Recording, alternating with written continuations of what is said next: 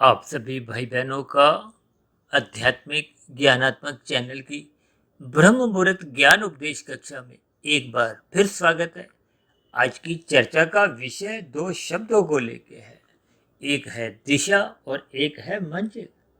ये दोनों शब्द मनुष्य के जीवन से संबंध रखते हैं और क्योंकि दिशा और मंजिल लगभग एक ही दिशा की स्थितियां हैं, लेकिन इस दिशा और मंजिल के मध्य में कुछ अलग अलग स्थितियां बनती हैं, जिसको आज हमने देखिए सुख और आनंद दो अलग अलग शब्द लिखे हैं। क्योंकि हमने ऊपर ही देखिए मनुष्य शब्द को भी एक दो हिस्सों में बांट दिया। हालांकि आज की स्थिति में हमने कहीं भी कोई तमोगुण का जिक्र नहीं किया। आज हमने केवल एक संसार की, एक राजसी स्थिति का और परमात्मा की, जो एक विशुद्ध सत्य बनी सत्ता है। इसीलिए हमने मनुष्य शब्द के देखिए दो अलग अलग हिस्से कर दिए। एक में हमने मनु शब्द लिखा है, जिसको हमने रंगीन रंग से दर्शाया है, और शय शब्द से, यानी कि मनुष्य का जो मनु से बाद का जो हिस्सा है, उसको हमने शिष्य शब्द से, एक शय शब्द सफेद रंग से दर्शाया। क्योंकि शिष्य का भी प्राय देखिए एक गुरु से है, और गुरु का अभिप्राय शास्त्रों से है, गुरु का अभिप्राय परमात्मा से है, गुरु का अभिप्राय ज्ञान से है। और गुरु की तो परिभाषा ही है, जो अज्ञानता से निकालते हुए आपको प्रकाश में ले। गु का मतलब अंधकार से है, रू का मतलब प्रकाश से है, जो आपकी हमारी अज्ञानता समाप्त कर देता, वही तो गुरु है। देखिए अध्यापक भी तो भौतिक शिक्षा आपको हमें जो देते हैं, वो भी आपकी हमारी एक बुद्धि को विकसित करते हैं। देखिए ये सभी स्थितियां जब तक आप और हम ज्ञान पूर्वक समझते नहीं है, क्योंकि हमारा तो देखिए आध्यात्मिक ज्ञानात्मक चैनल है। इस आध्यात्मिक ज्ञानात्मक चैनल पे हम प्रकृति के तीन गुणों की स्थितियों की चर्चा रखते हैं। आपके हमारे जो तीन शरीर है, स्थूल शरीर, सूक्ष्म शरीर, कारण शरीर, इन स्थितियों पर कुछ चर्चा रखते हैं। और आत्मा और परमात्मा तो देखिए चेतन सत्ता है। आत्मा ज्ञान स्वरूप है, परमात्मा आनंद स्वरूप है। परमात्मा एक सत्य है। देखिए परमात्मा का सन्धि विषय जब आप शब्द में भी करते हो तो परम आत्मा आता है। परम शब्द का अभिप्राय किसी एक सत्ता से है, किसी 2, 4, 10, 20, 50 सत्ता से नहीं। तो परमात्मा ने अपने स्वयं ही अपने अलग अलग स्वरूप रचे। वो किस लिए? क्योंकि हम सभी मनुष्यों के कुछ अलग अलग स्वभाव हैं। अब एक परिवार में 6 सदस्य हैं। यदि आप गृहिणी घर पे पूछते हैं नाश्ते में क्या खाना है, तो एक कुछ कहता है, दूसरा कुछ, तीसरा कुछ। सबके स्वभाव अलग हैं, सबकी रुचियां अलग हैं, सबके स्वाद की स्थितियां भी कुछ अलग अलग हैं। ठीक इसी तरह देखिए भौतिक शिक्षा में भी तो सबके अलग अलग रुझान होते हैं। कोई 12वीं कक्षा में देखिए किसी विषय को चुनता है, फिर 12वीं कक्षा के बाद फिर कुछ विषय अलग अलग होते जाते हैं। कोई इंजीनियर बनना चाहता है, कोई डॉक्टर, कोई वकील। ये सभी स्थितियां देखिए मात्र आपने एक संकेत रूप में बात समझनी है, क्योंकि आपके हमारे अलग अलग स्वभाव बन चुके हैं। देखिए आत्मा के अलग अलग स्वभाव नहीं होते। हालांकि आत्मा को देखिए स्वभाव के साथ नहीं जोड़ा जाता, आत्मा को स्वरूप के साथ जोड़ा जाता है, क्योंकि आत्मा चेतन सत्ता है। आत्मा को ज्ञान स्वरूप कहा गया, आत्मा को देखिए आनंद स्वरूप कहा जाता है। और ये जो हमने नीचे दो शब्द और लिखे, देखिए सुख और आनंद। सुख को हमने रंगीन रंग से दर्शाया। इसका अभिप्राय है ये सुख एक भौतिक माया की स्थिति है। सुख तो आपको भी अच्छे लगते हैं, मुझे भी अच्छे लगते हैं, सबको ही अच्छे लगते हैं। कि कोई भी जीव हो, चाहे पक्षी हो, पशु हो, कीड़ा मकोड़ा हो, जहां जिसको सुख मिलता है वो वही चाहता है। पक्षी भी एक डाल से दूसरी डाल पे जाता है, भले ही उनको देखिए कोई सुख का विशेष ज्ञान नहीं भी होता, फिर भी जिसकी जितनी जितनी देखिए बुद्धि होती है, वो अपनी बुद्धि के अनुसार, बुद्धि का मतलब क्या है, ज्ञान के अनुसार। देखिए आज कोई मनुष्य सिगरेट में सुख ढूंढता है, कोई शराब में, कोई गुटखा तंबाकू खाता हुआ सुख ढूंढता है।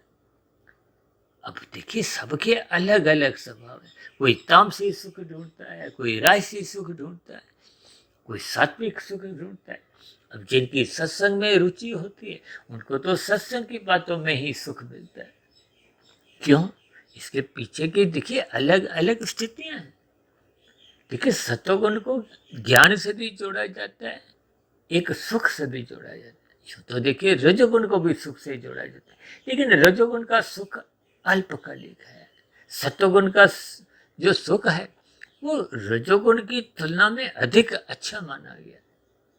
और तामसी सुख ये तो अचेत स्थिति है। अब जो लोग मादक पदार्थों का सेवन करते हैं, गुटखा, तंबाकू, सिगरेट, बीड़ी, ये सभी स्थितियां आपको में अचेत करती है। अभी कुछ दिन पहले हमने सचेत सुख, अचेत सुख पे भी कुछ चर्चाएं रखी थी। देखिए हमारी कोशिश होती है कि प्रतिदिन सुबह कुछ गंभीर विषय ले और शाम की तो संध्या बेला ज्ञान कक्षा में कुछ हम सरल शब्दों द्वारा भौतिक विषयों का एक चुनाव करते हैं, क्योंकि भौतिक लोग शाम की संध्या बेला ज्ञान कक्षा को अधिक एक संख्या के स्तर पर सुनते हैं। अब जब उनका रुचि उन स्थितियों में होती है तो उन स्थितियों के द्वारा ही शाम की संध्या बेला ज्ञान कक्षा, ब्रेकिंग आध्यात्मिक न्यूज, प्रभु की वाणी, फकीर की जुबानी, बड़ी शिक्षा, छोटा संदेश और हमारी प्रश्नोत्तर ज्ञान कक्षा, इन सभी विषयों में हम अलग अलग वीडियो के द्वारा कुछ भौतिक शब्दों का अधिक चयन करते हैं। तो कभी कभी देखिए हम ब्रह्म मुहूर्त ज्ञान उपदेश कक्षा में भी कुछ भौतिक शब्द ले लेते हैं। वैसे तो शब्द तो सारे ही भौतिक होते हैं, चाहे शास्त्रों में जितने भी शब्द लिखे हैं वो भी भौतिक हैं, क्योंकि शब्द आकाश का गुण है और आकाश एक भौतिक तत्व है। ये पृथ्वी, जल, अग्नि, वायु, आकाश ये भौतिक तत्व है, ये तामसी है। आपके हमारी जो 5 भोग्य विषय हैं, गंध, रस, रूप, स्पर्श, शब्द, वो भी तामसी है। देखिए स्थितियों को गंभीरता पूर्वक बात को समझना चाहिए। बस यूं ही कुछ शब्दों को सुना। देखिए हमारी इन ज्ञान कक्षाओं में कोई कीर्तन जैसी स्थितियां नहीं होती, ये यथार्थ ज्ञान के गंभीर विषय होते हैं। क्योंकि जब तक आपको हमें यथार्थ ज्ञान माया का, प्रकृति का, देखिए प्रकृति, माया, 3 गुण, ये सब एक ही स्थितियां हैं। ये तमोगुण, रजोगुण, सत्वगुण ये एक नित्य सत्ता है। इन सत्ता को, इन 3 गुणों की स्थितियों को आपको हमें ज्ञान पूर्वक समझना चाहिए। गीता में तो भगवान श्री कृष्ण जी ने इन 3 गुणों के ज्ञान को रहस्यमय स्थितियों से जोड़ा है, क्योंकि गुण तो है 3 और इन 3 गुणों से ही असंख्य स्थितियां हम सबके जीवन में बनती हैं। देखिए हमने भी तो परमात्मा की प्रेरणा से इन 3 गुणों से संबंधित ही, देखिए इन 3 गुणों से संबंधित ही आपके मेरे 3 शरीर, स्थूल शरीर, सूक्ष्म शरीर, कारण शरीर है। इन 3 गुणों से ही पूरा माया का ये पसारा है, जिसको 24 तत्वों का ब्रह्मांड कहा जाता है। जैसे आपके मेरे 24 तत्वों के 3 शरीर हैं। देखिए आपके मेरे शरीर एक छोटा सा पिंड है, इस ब्रह्मांड की एक छोटी सी स्थिति है। इन सभी स्थितियों को आपको हमें ज्ञान पूर्वक समझना है। ज्ञान पूर्वक समझने का इतना ही मतलब है कि आपने हमने अपनी अज्ञानता समाप्त करनी है, जो अनादिकाल से बन चुकी है। क्योंकि आत्मा तो पहले से ही ज्ञान स्वरूप है। हमारी जो आज तक की जो लगभग 2500 के आसपास जो वीडियो प्रसारित हुई है उनमें भी कोई नया ज्ञान नहीं। शास्त्रों में भी देखिए वेदों का ज्ञान, वेदों से कुछ सरलीकरण उपनिषदों के रूप में किया गया और उपनिषदों से फिर विभिन्न प्रकार के पुराण लिखे गए। आजकल पुराणों की तो बहुत, भारत जैसे देश में लगभग एक ही दिन में पूरे भारत में सैकड़ों, हजारों इनकी साप्ताहिक जग चलते हैं और उन्हीं में ही देखिए कलयुगी 5 स्थितियों का विशेष वर्णन किया जाता है। यूँ तो देखिए शास्त्रों का यथार्थ ज्ञान, सूक्ष्म ज्ञान, इनकी चर्चाएं इन कथाओं में नहीं होती, क्योंकि इन कथाओं में यथार्थ ज्ञान की स्थितियां एक राशि मनुष्य को अक्सर समझ नहीं आती, और समझ आ भी जाती हैं तो फिर वो ज्ञान टिकता नहीं है, वो क्षणिक होता है, कुछ मिनटों का या घंटों का। इसलिए हम बार बार कहते हैं इन वीडियो को ज्ञानपूर्वक सुनो, एकाग्र भाव से सुनो, श्रद्धा पूर्वक सुनो, गंभीरता पूर्वक सुनो, फिर इन पर चिंतन करो, मनन करो। देखिए ये प्रक्रिया निरंतर जीवन में मरते दम तक बनाए रखो। ये सभी स्थितियां देखिए स्थूल शरीर के स्तर पर श्रद्धा पूर्वक सत्संग को ही हम तो 1% का महत्व देते हैं। मुझे जो राशि मनुष्य सत्संग करते हुए दिखाई देते हैं, इनकी स्थितियां देखिए 1% से भी कम होती हैं। देखिए इन बातों को कोई अन्यथा में नहीं लेना। यूँ तो देखिए जो आज BA पास हैं, MA पास हैं, PhD पास हैं, वो भी कभी ना कभी नर्सरी कक्षा में थे, पहली कक्षा में थे। उनको भी 1 से 2, 2 से 3। अक्सर ऐसा आपके हमारे जीवन में होता है कि हम 1 से 10, 20, 30 तक गिनती सीखने में ही पूरा वर्ष लगा देते हैं। ऐसी ही स्थितियां देखिए राशि मनुष्यों की होती है। उनका सत्संग बेमन से होता है।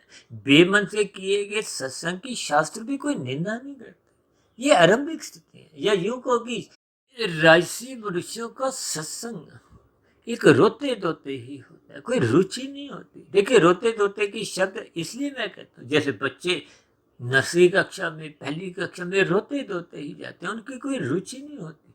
लेकिन 7वीं कक्षा, 8वीं कक्षा, 10वीं कक्षा में कभी कोई बच्चा रोते धोते नहीं जाता, क्योंकि अब उनको भौतिक ज्ञान का महत्व समझ में आ गया। ठीक इसी तरह राशि मनुष्यों को इन सत्संग की बातों का एक विशेष ज्ञान अभी समझ नहीं आता, इसलिए उनका थोड़ी रुचि नपी तुली ही होती है। लेकिन जैसे जैसे बात गहरे तल पे समझ में आने लगती है, बुद्धि के दरवाजे खुलने लगते हैं, तो फिर मन थोड़ा टिकने लगता है।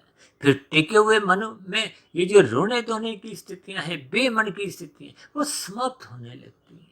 देखिए ये सभी स्थितियां, इन सभी प्रक्रिया को आपको मैं ज्ञान पूर्वक सुने। अन्यथा कभी कभी हम शब्दों को कभी कभी पकड़ लेते हैं। कई भाई बंधु देखिए मेरे कहे गए शब्दों को अन्यथा में लेते हुए कुछ तंज भी कस देते हैं। देखिए बात जब तर्क पूर्वक समझ में आने लगती है, तो फिर आपकी हमारी जिज्ञासा बढ़ने लगती है। शास्त्रों में भी तो 4 भक्त कहे गए, एक अर्थ भक्त, एक अर्थार्थी भक्त, एक जिज्ञासु और फिर ज्ञानी प्रेमी। देखिए अर्थ भक्त कोई भी होते हैं, जब जब जीवन में दुख आते हैं, जब जब दुख आएंगे, देखिए कोई बड़े से बड़ा नास्तिक भी हो, सबके जीवन में दुख आते हैं। और भगवान श्री कृष्ण जी ने तो इस जगत को ही दुखालय शब्द से संबोधित किया। यहाँ दुख तो बने ही रहते हैं, और मैं तो कहता हूँ कि यहाँ दुख अधिक है। और मैं तो यहाँ तक कहता हूँ कि सुख मिनटों के हिसाब से, घंटों के हिसाब से, दिनों के हिसाब से याद है, जबकि दुख महीनों के हिसाब से, सालों के हिसाब से जीवन भर बने रहते हैं। और दूसरे शब्दों में कभी कभी मैं यहाँ तक भी कह देता हूँ कि यहाँ सुख है ही नहीं। बड़े दुखों के बाद जब छोटे दुख आते हैं, तो उन छोटे दुखों में ही आपको में एक प्रसन्नता होती है। देखिए आपने 12 किलो का कोई वजन उठाया हुआ है, अब 12 किलो वजन से जब 10 किलो वजन घटा दिया जाए, तो 2 किलो वजन आपको सुख देता है, लगता ही नहीं कि 2 किलो वजन आपने उठाया हुआ है। ये एक बहुत ही एक स्वाभाविक स्थिति है। देखिए जब हम स्कूटर पे चलते हैं, दोपहर का मौसम हो, गर्मी का महीना है, अब ऐसी स्थितियों में वो धूप आपको में बहुत अधिक चुभती है। लेकिन जैसे ही आजकल तो देखिए दिल्ली जैसे शहर में मेट्रो की लाइनें बहुत अधिक बिछ चुकी हैं। अब मेट्रो की पटरी की जो एक छाया नीचे है, उस छाया पे जब हम चलते हैं तो आपको में सुख की अनुभूति होती है। ये एक सापेक्ष दृष्टिकोण से स्थितियों को समझना चाहिए। इसी तरह आज हमने देखी कि जो मनुष्य शब्द की 2 स्थितियां लिखी हैं, एक राजसी, एक सात्विक। राजसी से सात्विक बनना थोड़ा आसान है, जबकि तमोगुण से रजोगुण में जाना बहुत मुश्किल होता है।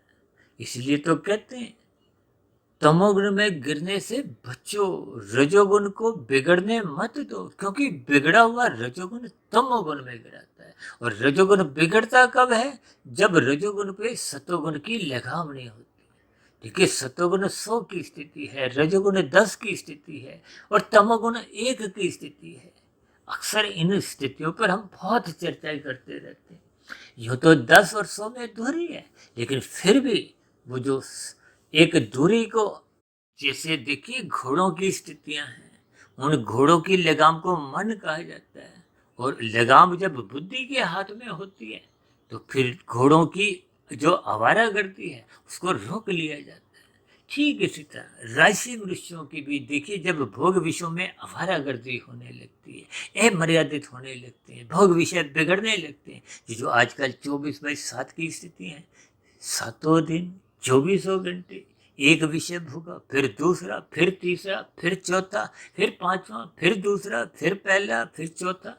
ये स्थितियों में ही आपका हमारा जीवन बीत जाता है। ये रजोगुण की छलांगे ही मनुष्य को, ये जो सतोगुण की लगाम है, यदि इससे नियंत्रित नहीं रखा जाए तो फिर ये छलांगे, ये जो लगाम है सतोगुण की, इस लगाम को वो छुड़वा लेती हैं।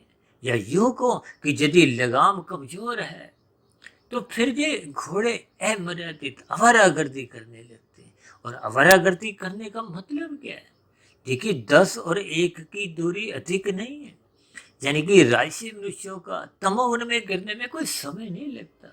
एक अच्छे भले इंसान को गिरने में समय नहीं लगता, जबकि ऊपर उठने में, 10 से 100 में जाने में शास्त्रों में विभिन्न प्रकार के कर्मकांड रचे गए कि किसी तरह मनुष्य रजोगुण से सतोगुण में जाए। सतोगुण में जाएगा तो उसकी हाय हेलो सतोगुण से बनी रहेगी, दुआ सलाम बना रहेगा। और जब सतोगुण में जाएगा तो यदि वहां टिक जाता है, बात समझ में आ जाती है, या यूं को भी ज्ञान की कुछ स्थितियां समझ में आने लगती है, तो फिर वो 100 पे टिक जाता है, रुक जाता है, और रुकते हुए फिर वो आगे की एक दिशा की ओर, परमात्मा को पाने की ओर चलता है। और यही स्थितियां तो देखिए हमने नीचे दिशा और एक मंजिल की दी है। मंजिल क्या है? परमात्मा। देखिए यदि मंजिल परमात्मा नहीं है तो फिर मंजिल संसार को पाने की बनी रहती है। जब संसार को पाने की ही आपका हमारा लक्ष्य बन जाता है, लक्ष्य को, मंजिल को, सब एक ही स्थिति है। देखिए भौतिक शिक्षा में आपका हमारा मंजिल क्या है, लक्ष्य क्या है? कि आपको हमें अच्छी नौकरी मिले, या बुद्धि का इतना विकास हो कि हम अपना कोई व्यवसाय चलाएं। यानी कि धन अधिक कमाने का एक लक्ष्य होता है।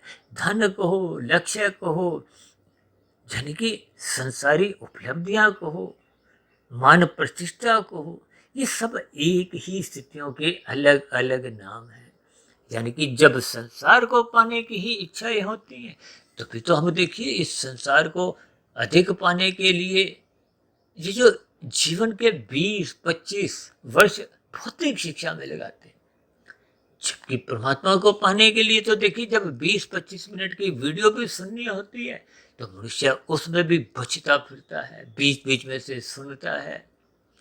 देखिए ये सभी स्थितियों को आप जितना गंभीरता से सुनोगे, समझोगे, इस पर विचार करोगे, तो आपके मेरे जीवन की फिर जो एक दिशा है, मंजिल है। देखिए मंजिल जैसी होती है, देखिए जब हम गाड़ी चलाते हैं तो अक्सर भाई बंधु देखिए जीपीएस ऑन कर लेते हैं। हमने एक बार वीडियो भी बनाई थी जीपीएस के ऊपर ही। देखिए जीपीएस आपको हमें फिर वो दिशा बताता है, आप इधर मुड़ जाओ। ये दिशा क्या है? रास्ता है मंजिल की ओर जाने का। जबकि शास्त्र क्या है? शास्त्र तो आपके हमें परमात्मा को पाने की दिशा की ओर ले जाते हैं। गुरु के प्रवचनों को सुनो, शास्त्रों को स्वाध्याय करो, ब्रह्म मुहूर्त में उठो, यानी कि श्रद्धा पूर्वक सत्संग करो, ब्रह्म मुहूर्त में उठो, चिंतन मनन स्वाध्याय करो। ये सभी स्थितियां जब सूक्ष्म स्तर पर गंभीरता पूर्वक होती है तो फिर ये शोध का विषय बन जाती है। देखिए श्रद्धा पूर्वक सत्संग करने से आपका मन स्थूल शरीर पवित्र होता है, फिर उस पर चिंतन मनन निरंतर हो, ब्रह्म मुहूर्त में हो, तो फिर मन बुद्धि सूक्ष्म शरीर पवित्र होने लगते हैं, शुद्ध होने लगते हैं। जब ये निरंतर प्रक्रिया बनी रहती है तो फिर धीरे धीरे वो शुभ स्थितियां कारण शरीर में पहुंचते हुए शुभ संस्कार बनाने लगते हैं। देखिए जी बहुत ही लंबी प्रक्रिया है। शब्दों में देखिए मैं 2-4-10 सेकंड में बात कह देता हूँ, लेकिन इन स्थितियों में पहुंचने में पूरा जीवन भी छोटा पड़ जाता है। कहते हैं ना, एक अच्छा संस्कार बनाने में पूरा जीवन छूटा पड़ जाता है। और कभी कभी कोई बुराई को हमें दूर करना होता है। देखिए, कोई बुराई को दूर करने के लिए, बुरा संस्कार बिठाने के लिए पूरा जीवन भी ये छूटा पड़ जाता है। इन स्थितियों को जब आप गंभीरता से लोगे तो आपको इन सभी स्थितियों का एक बोध होने लगेगा। इसलिए हमने देखिए ऊपर मनुष्य की दो स्थितियां लिखी हैं। मनु शब्द को रहस्य स्थिति से दर्शाया है। जितने भी आप भौतिक शिक्षा लेते हो उसका अभिप्राय मनु से ही है। और शिष्ट और जो शय शब्द है वो एक सात्विक स्थिति है, आध्यात्मिक उन्नति की स्थिति है। देखिए, पहले तो गुरुकुल हुआ करते थे जहाँ भौतिक शिक्षा के साथ साथ आध्यात्मिक ज्ञान दिया जाता था। यानी कि आपका मतलब एक भौतिक स्तर पे, आध्यात्मिक स्तर पर सहज ही उन्नति होती थी। देखिए, भौतिक उन्नति तो हम जितनी भी कर लेते हैं वो तो मरने के साथ ही समाप्त समझी जाती है। कोई आईएएस अधिकारी हो, प्रधानमंत्री हो, राष्ट्रपति हो, बड़े से बड़ा उद्योगपति भी हो, चाहे फिल्मी जगत के सुपरस्टार हो, खेल जगत के नामी गिनामी कोई खिलाड़ी हो। देखिए, मैं इन चार स्थितियों को बार बार वर्णन करता हूँ। कई भाई बंधु कुछ इस पर प्रश्न भी रखते हैं, क्योंकि इन 4-5 स्थितियों में ही पूरा संसार की उपलब्धियां आसपास इनमें एक आंकी जाती है। क्योंकि आपके हमारे जीवन की जो एक स्थितियां हैं, रजोगुण की स्थितियां हैं, वो सब इन्हीं केंद्र के इर्द गिर्द ही घूमती है। इसलिए मैं इन उदाहरणों को, क्योंकि ये उदाहरण जल्दी समझ में आ जाते हैं। देखिए, मैं अपनी चर्चाओं में केवल वही उदाहरण देता हूँ जो आपको मैं जल्दी से समझ में आ जाए। शास्त्रों की जो गंभीर सैद्धांतिक बातें हैं उनका आपको मैं बोध हो। क्योंकि संसार की जितनी भी स्थितियां हैं वो सुख देती हैं। आनंद तो इस माया में ही नहीं। जबकि आप और हम ढूंढते क्या है? आनंद। क्योंकि आत्मा का स्वरूप क्या है? ज्ञान स्वरूप। आनंद स्वरूप आपका हमारा एक स्थिति ही नहीं। और जब हम परमात्मा की सम्मुखता पाते हैं, देखिए, परमात्मा के जब हम सम्मुख होते हैं तो आपको हमें आनंद की झलकें मिलती है। आपका हमारा ज्ञान फिर आवृत नहीं होता। और यदि हम विमुख हो जाते हैं तो फिर किसके सम्मुख होते हैं? माया के। अब माया के जिस गुण के सम्मुख अधिक होते हैं फिर उनका संग का रंग मिलता है। रंग का कहो, सुख कहो, दुख कहो, यानी कि प्रकृति के 3 गुणों के जो जो लक्षण हैं उन लक्षणों के अनुसार ही आपकी हमारी स्थितियां बनती हैं। आपके हमारे जीवन में एक परिणाम आते हैं। देखिए, संग का रंग परिणाम को हो, कुछ भी शब्द को, फल को। इसलिए तो कर्मफल सिद्धांत की स्थितियां शास्त्रों में समझाएगी कि यदि आप परमात्मा का आनंद नहीं चाहते, जो तो सभी आत्माएं आनंद ही चाहती हैं, क्योंकि आनंद आत्मा का गुण ही नहीं। लेकिन अज्ञानतावश हम उस आनंद को ही संसारी रसगुल्लों में ढूंढते हैं। ये गंध, रस, रूप, स्पर्श, शब्द, फिर उसी के लिए ही भागदौड़ करते हैं। ये भागदौड़ क्या है? देखिए, 5 विषयों का जो हम सुख भोगते हैं, गंध, रस, रूप, स्पर्श, शब्द, ये 5 ज्ञानेंद्रियां हैं जिनको हम नाक, जिभ्या, आंख, त्वचा, कान से भोगना चाहते हैं। और हाथ पैर वाणी, लिंग, गुदा, ये 5 कर्मेंद्रियों को उस दिशा की ओर लगाते हैं। देखिए, इन सभी स्थितियों को आपको मैं ज्ञान पूर्वक समझना है। यदि हम ज्ञान पूर्वक इन स्थितियों को कर्मबद्ध तरीके से इनका सही से आंकलन नहीं करते तो फिर आपके मेरे जीवन की जो एक दिशा है वो संसार की ही बनी रहती है। यानी कि संसार की दिशा का मतलब क्या है? कि संसार को पाने की ही मंजिल बनी रहती है।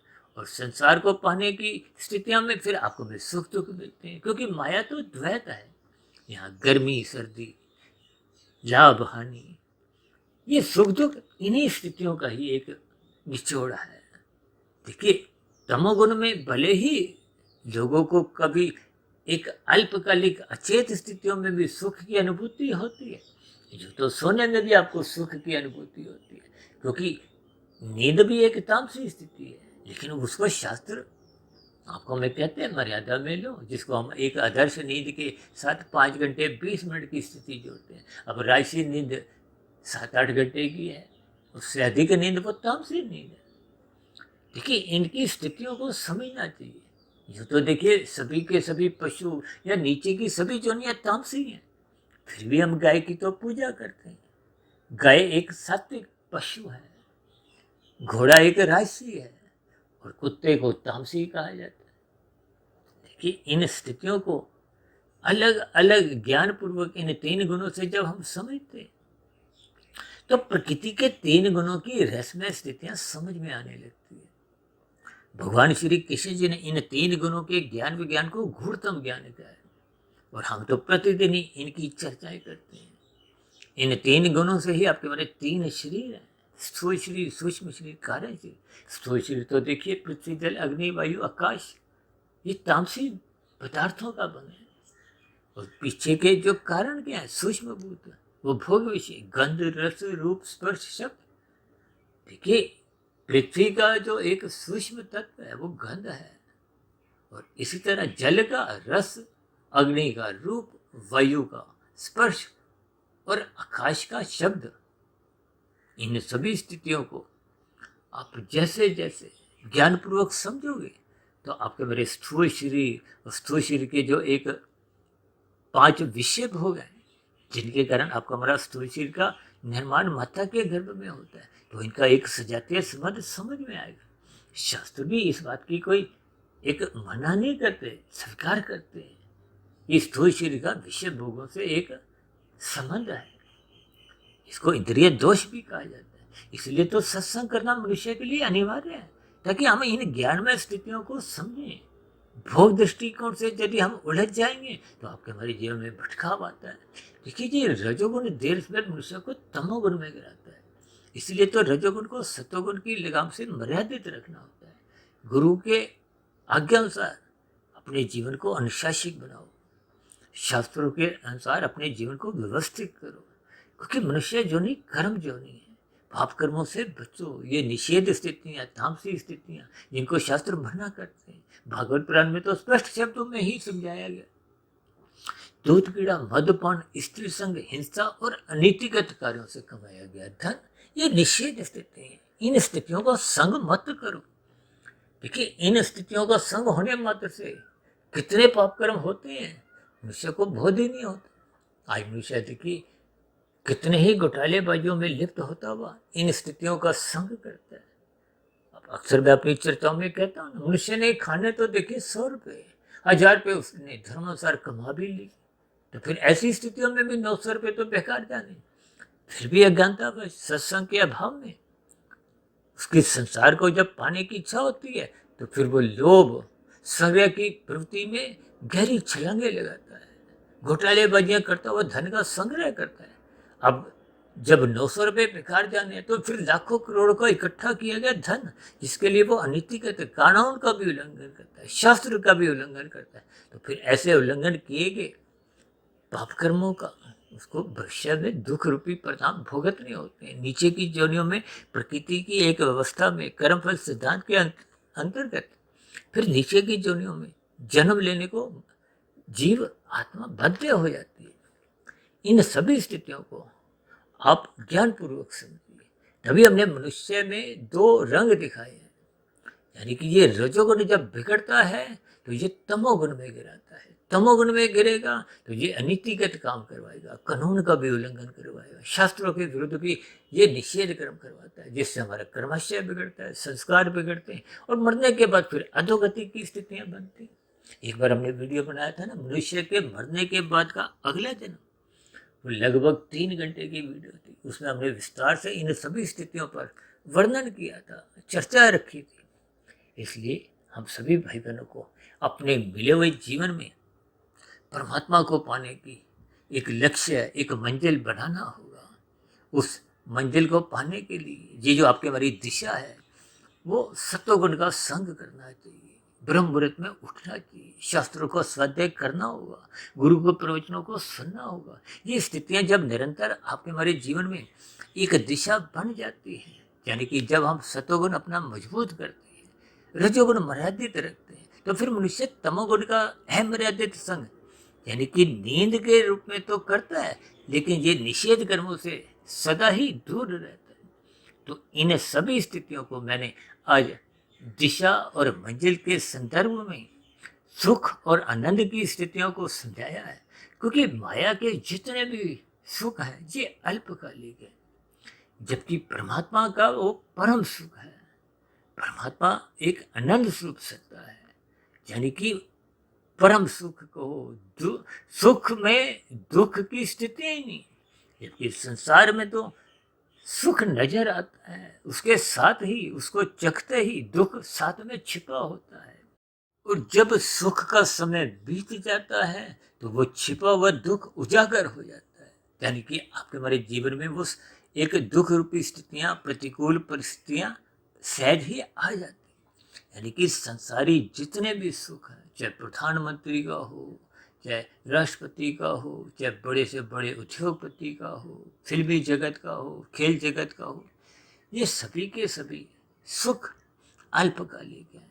ये देर से देर दुख में बदल जाते हैं। आपके हमारे स्थूल शरीर के स्तर पर युवावस्था के बाद प्रौढ़ावस्था, वृद्धावस्था, इन सभी स्थितियों में दुखमय स्थितियां सहज ही स्थूल शरीर के स्तर पर बनी रहती हैं। मन बुद्धि के स्तर पर जब आपको हमें अपने बीते हुए समय की कुछ गलतियां, कमजोरियां नजर आती हैं तो मन दुखी होता है। लेकिन उन सभी स्थितियों में, जैसे कहते हैं ना, मरते समय कुछ जीवन की झलकें आती हैं, तो आपके हमारे जीवन की वो जो एक स्थितियां हैं, वो सभी के सभी एक चलचित्र की तरह, फिल्म की तरह घूमती है। लेकिन उस समय विशेष में सुधार की कोई गुंजाइश नहीं होती। जैसे हम परीक्षा में बैठे हों, अंतिम समय में 1-2 मिनट में देखिए लास्ट के पेपर छिनने वाला होता है, जैसे स्थूल से छिनने वाला होता है। तो उस स्थिति विशेष में आप अपने उत्तर पुस्तिका में कोई विशेष सुधार ला नहीं सकते। इसका अभिप्राय क्या है कि हमें आरंभ से ही अपने जीवन में परमात्मा को पाने की एक लक्ष्य बनाना चाहिए। यानी कि आपके हमारे जीवन की जो एक मंजिल है वो मायातीत की स्थिति को होना चाहिए, मोक्ष के लक्ष्य को पाना चाहिए। उस दिशा के लिए आपको हमें धर्म मार्ग पर चलना है, सत्वगुण का संग करना है, गुरु के प्रवचनों को आदरपूर्वक सुनना है, शास्त्रों का स्वाध्याय करना है, अनुशासित व्यवस्थित संतुलित जीवन जीना है, ब्रह्म मुहूर्त में उठना है। ये सभी स्थितियां जब एक दिशा रूप में आपके हमारे जीवन में बनी रहती हैं तो निश्चित रूप से परमात्मा को पाने की जो एक मंजिल है, उस मंजिल पर हम निकट पहुंचते जाते हैं। यानी कि कर्म योग, ज्ञान योग, भक्ति योग की स्थितियों में हम स्थित होते हुए एक ऐसी स्थिति पर पहुंच जाते हैं, मंजिल को पा लेते हैं, यानी कि मायातीत की स्थिति को पा लेते हैं। तो ऐसी सभी शुभ स्थितियां हम सभी भाई बहनों के जीवन में भी बने, ताकि मिले हुए जीवन में ही हम मायातीत की स्थिति को पालें, जन्म मरण के बंधन से मुक्ति पालें। यानी मोक्ष का एक लक्ष्य है, मंजिल आपको में मिले हुए जीवन में सदा बनाए रखनी चाहिए, ताकि फिर आपके हमारे जो अर्थ और काम है वो धर्म की लगाम से एक मर्यादित रहते हैं। तभी तो हम कहते रहते हैं धर्म की चारदीवारी इतनी मजबूत बनाओ, इतनी ऊंची बनाओ कि ये जो अर्थ और काम है ये उस दीवार को लांघ ना सके, तोड़ ना सके। क्योंकि जब अर्थ और काम बिगड़ते हैं, ये बिगड़ते तभी हैं जब संसार को पाने का लक्ष्य होता है। संसार को पाने के लक्ष्य में ही ये अर्थ और काम बिगड़ते रहते हैं। इसलिए इन सभी स्थितियों को सूक्ष्म स्तर पर ज्ञानपूर्वक समझते हुए परमात्मा को पाने का ही लक्ष्य बनाना होगा, ताकि आपके हमारे जीवन की जो एक दिशा है वो सतोगुण की ओर जाए, ब्रह्म मुहूर्त की स्थिति की ओर जाए, ताकि हम मिले हुए जीवन में उस लक्ष्य के करीब, उस मंजिल के करीब जितना जितना पहुंच जाते हैं, वो की गई आध्यात्मिक उन्नति वो बढ़ने के बाद भी सुरक्षित बनी रहती है। पुनः आपको हमें इस मनुष्य जोनी का जन्म मिलता है, संस्कारी माता पिता मिलते हैं, गुरुजनों का संग मिलता है, ताकि हम शेष बची हुई आध्यात्मिक यात्रा को पूर्ण करें। तो ऐसी सभी शुभ सात्विक स्थितियां हमारे आपके भी जीवन में बने, इन्हीं शुभकामनाओं के साथ अब चर्चा विषय को यहीं विराम देते हैं। शाम को फिर मिलते हैं संध्या बेला ज्ञान कक्षा में। तब तक आप अपने आध्यात्मिक मित्र सुधीर भाटिया फकीर को इजाज़त दें। फिर भी आज की वीडियो संबंधित कोई बात आपको समझ नहीं आई हो, जब मेरी कही गई बातें आपको तर्क संगत सही नहीं लगती हो, कही गई बातों पे कोई आपत्ति हो, तो आपके प्रश्नों का, सुझावों का और शिकायतों का नीचे दिए गए कमेंट्स बॉक्स पर सदा ही स्वागत है। इस चर्चा विशेष को ध्यानपूर्वक, धैर्यपूर्वक, गंभीरतापूर्वक सुनने के लिए आप सभी भाई बहनों का बहुत बहुत धन्यवाद।